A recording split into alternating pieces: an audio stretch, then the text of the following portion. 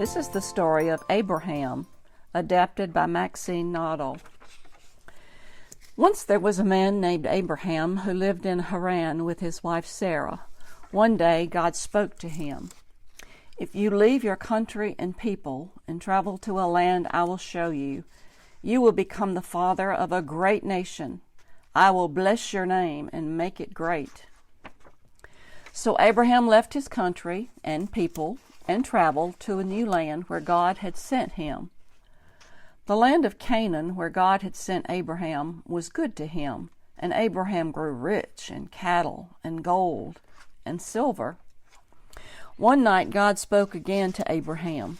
"Look up at the stars and count them if you can. Your people will be as many as the stars in the sky." Abraham looked sad. "But I have no sons, and Sarah and I are too old to have children." "You must have faith in me," God replied. Soon after, in the heat of the day, Abraham, sitting in the shade of his tent, looked up suddenly to see 3 men standing before him. Abraham sent for some water. "Rest yourselves under a tree, and I will get you some bread," he said. Abraham rushed into the tent and said to Sarah, "Prepare some bread, cream, and milk." Then Abraham sent his food and some tender meat before the 3 men. After they ate, the 3 men said, "Abraham, your wife will have a son, and his name will be Isaac." Sarah heard this and laughed. "I am too old to have a baby," she said. "Why does your wife laugh?" the men asked. "Is there anything too difficult for the Lord to do?" Abraham realized these men were sent by God and knew that he would have a son.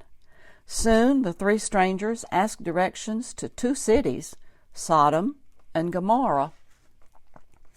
"There is much wickedness in these cities," the strangers said. "They must be destroyed." Abraham was worried because his nephew Lot lived in the cities, so he pleaded with God, "Will you spare these cities if you can find good men that live there?" God said he would save the cities if he could find 10 good men that lived there.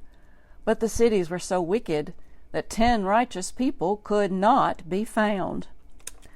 By this time, the 3 strangers had gone to Sodom and Gomorrah.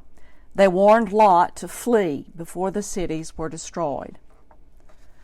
"Take your wife and daughters and run to the hills," they urged Lot. "Don't look back, for if you do, you will be destroyed." But Lot's wife did look back and was turned into a pillar of salt. Soon the cities of Sodom and Gomorrah were no more.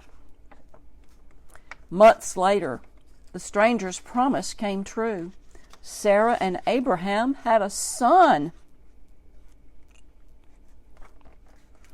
Abraham and Sarah named their son Isaac, which means full of laughter, since Sarah had laughed by the tent when the strangers spoke. Isaac grew up to be a wonderful son, and Abraham and Sarah loved him very much. Years later, when Isaac was still a young man, God put Abraham to a test. God said, "Bring your son to the land of Moriah. There is a mountain there. Climb to the top. I would like you to sacrifice your son to me." Because Abraham trusted God, he did as God asked him. But deep inside he was sad, for he loved Isaac as much as a father could love a son.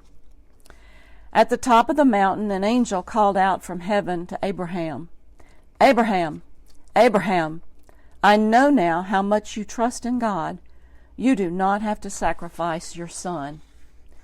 Abraham and Isaac rejoiced, and God blessed them for their righteousness with a happy life and many descendants.